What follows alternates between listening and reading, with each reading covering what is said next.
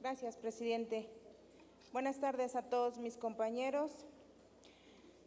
Diputado Nazario Gutiérrez Martínez, presidente de la directiva de la Honorable 60ª Legislatura del Estado Libre y Soberano de México.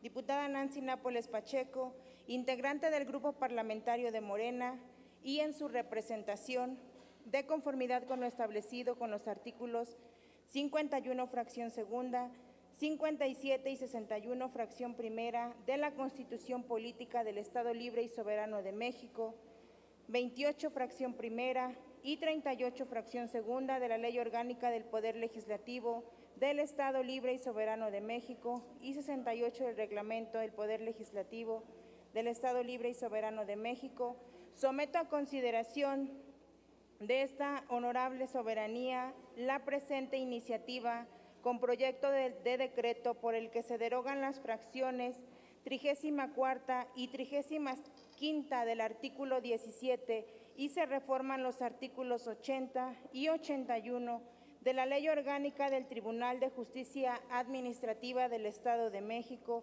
con sustento en la siguiente exposición de motivos.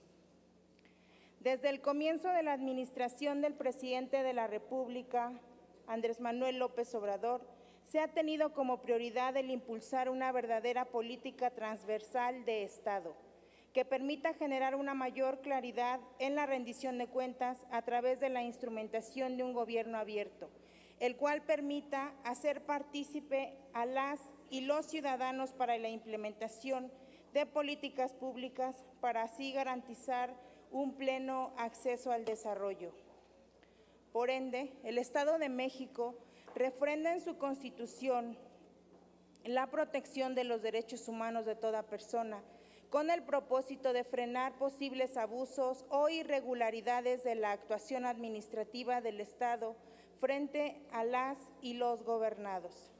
Mediante la expedición del decreto número 202, aprobado por la 59ª Legislatura y publicado en la Gaceta de Gobierno en fecha 24 de abril de 2017, por el que se reformaron y adicionaron diversas disposiciones de la Constitución Política del Estado Libre y Soberano de México, el Tribunal Contencioso Administrativo dejó de depender de la Secretaría General de Gobierno y fue dotado de autonomía plena, para convertirse en el Tribunal de Justicia Administrativa del Estado de México, como órgano público autónomo, dotado de personalidad jurídica y de patrimonio propios, de plena autonomía para dictar sus fallos y establecer su organización, funcionamiento y procedimientos. El órgano interno de control del Tribunal de Justicia Administrativa, conforme a la legislación vigente, cuenta con autonomía de gestión para el ejercicio de sus atribuciones y tiene como objeto investigar y sancionar las responsabilidades administrativas de las y los servidores públicos de este tribunal, mediante auditorías, visitas de inspección, denuncias y todas las medidas que conforme a las disposiciones legales y reglamentarias procedan. Ahora bien, en la fracción 54ª del artículo 61 de nuestra Constitución Estatal establece que son facultades y obligaciones de la legislatura designar por el voto de las 2/3 partes de sus miembros presentes a los titulares de los órganos internos de control de los organismos a los que esta Constitución reconoce autonomía y que ejerzan recursos del presupuesto de egresos del Estado en términos que disponga la ley. Con la referida reforma constitucional se estableció el régimen jurídico respecto a los controles internos, ya que con su aprobación los entes de la Administración Pública Federal, local y municipal tienen órganos internos de control facultados para que en términos de la ley puedan prevenir, corregir e investigar actos u omisiones que pudieran constituir responsabilidades administrativas, para sancionar aquellas distintas a las que son competencia de los tribunales de justicia administrativa. Es así como la Constitución establece de forma expresa la obligación de que el poder público, sin importar el orden de gobierno o la naturaleza de la autoridad, está sujeto a la prevención, corrección, investigación y sanción de los órganos especializados inmediatos al ejercicio público. En este sentido, y con la finalidad de fortalecer las funciones de los órganos internos de control de los organismos constitucionales autónomos y en congruencia con el Poder Constituyente, el Poder Legislativo está facultado para designar, por el voto de las 2/3 partes de sus miembros presentes, a los titulares de los órganos internos de control de dichos organismos, que ejerzan recursos del presupuesto de egresos estatal. La facultad conferida a la legislatura para designar a los titulares de los órganos internos de control no afecta de ninguna forma su autonomía. Por el contrario, su objetivo es eliminar la identidad entre el controlado y el controlador. La presente iniciativa es un esfuerzo del Grupo Parlamentario de Morena para armonizar lo establecido en la Constitución Política del Estado Libre y Soberano de México con la Ley Orgánica del Tribunal de Justicia Administrativa, así como con el propósito de estar en la posibilidad de que el Poder Legislativo cumpla con sus obligaciones constitucionales y legales para designar al titular del órgano de control interno del referido tribunal y evitar antonimias jurídicas. Por lo antes expuesto, nuestro grupo parlamentario, por mi conducto, pone a la consideración del Pleno de la 60ª legislatura la presente iniciativa, esperando sea aprobada en sus términos para que cobra cabal vigencia. Proyecto de decreto. Artículo único.